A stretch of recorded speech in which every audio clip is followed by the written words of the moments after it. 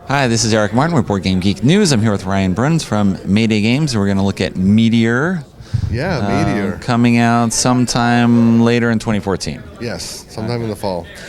So in Meteor, we are all launch station commanders here. We have meteors hurling towards the Earth, of course. Of course. So, That's so as we're trying to put together rockets and destroy them, knock them out before we're destroyed.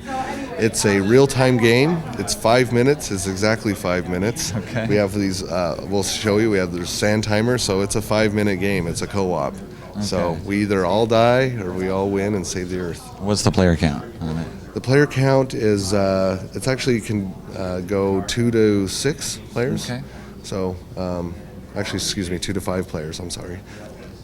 Anyway, 2 to 5 players, and it's a lot of fun. All right, maybe you can show us now. What you see here are the meteors we have laid out.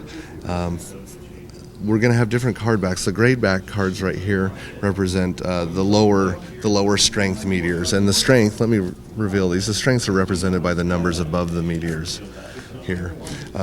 Why this had little dots on it? This is called a fast meteor here, so it's going to come at us a little quicker. Okay.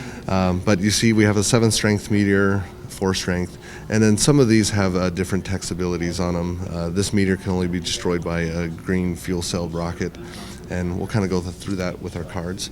So each player has a hand of cards that either have fuel or rockets. Okay. And you'll see by the numbers there on the rockets, the strength of the rocket, and the fuel needed for the rocket.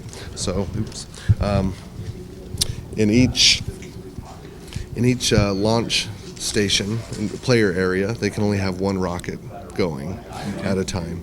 So, if I were to lay down this number 3 rocket, and I need a green fuel cell, but I do not have it in my hand, other players can play onto this. They can play it down here, and when I'm ready to launch the rocket, I say launch, and then we launch and destroy a rocket. As you noticed before, we revealed these. They're all face down. Some of them are the same face, so that's open information.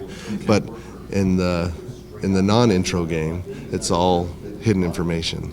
Okay. So we basically have. You got some sense something's coming. You don't know how big it is or what's going on. You have a number range with the different colored backs. That's all the information you have. Okay. So here we have our zones represented. Each zone is 1 minute long by these sand timers, so you actually have a timekeeper in the game.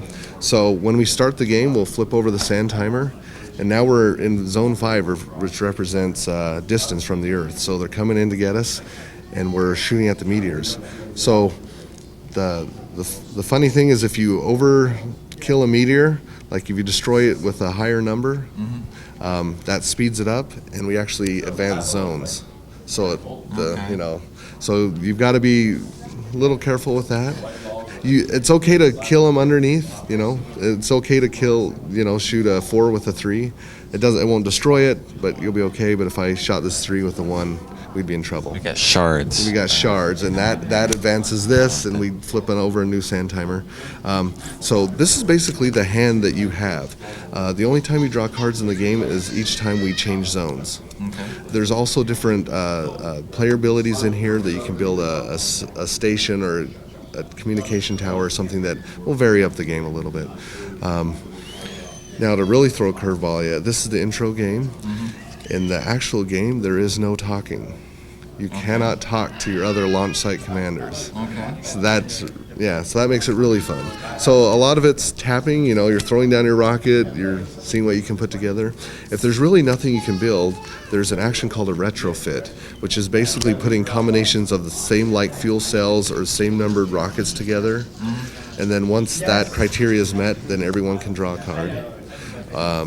Or if you do it like 1, 2, 3, 4, or any kind of, it's called a retrofit. So sometimes when we're all looking frustrated and we want to pass, I could just start doing something like this, and somebody can match in a red. Boom, we discard, we all get to draw. So it can change up our hands a little bit. If we all pass, that's when we also advance zones. Okay. The only time that's acceptable to have an overkill on a meteor is if we're in zone 1, which is the last zone. We can overkill the meteor and still save the Earth. Okay. So other than that, it's It's a 5-minute. It's a 5-minute real-time game. But then there's other stuff. Yeah, there's a few other things here. If you want to add some, you think the game's too hard, it's beating you up a little bit. We have power cards. Note this, like we mentioned before, this isn't the final design, but there are power abilities you can deal to players that can help us out, help us save the Earth. You also have handicap abilities. So the way a lot of players like to play is dealing one handicap and one power ability, and so it varies it out. If the game is not tough enough for you, we have these nasty cards, boss meteors. So boss meteors can come out, and they have, this one says add additional 4 meteors before the game starts, in addition to what you have to destroy. So it just makes it heavier to try to go through and destroy that and save the Earth. But anyway, I can close up with that. All right. Okay. And again, sometime before the end of 2014? Yeah, end of 2014. So. All right. Thanks very much for the overview. Thank you.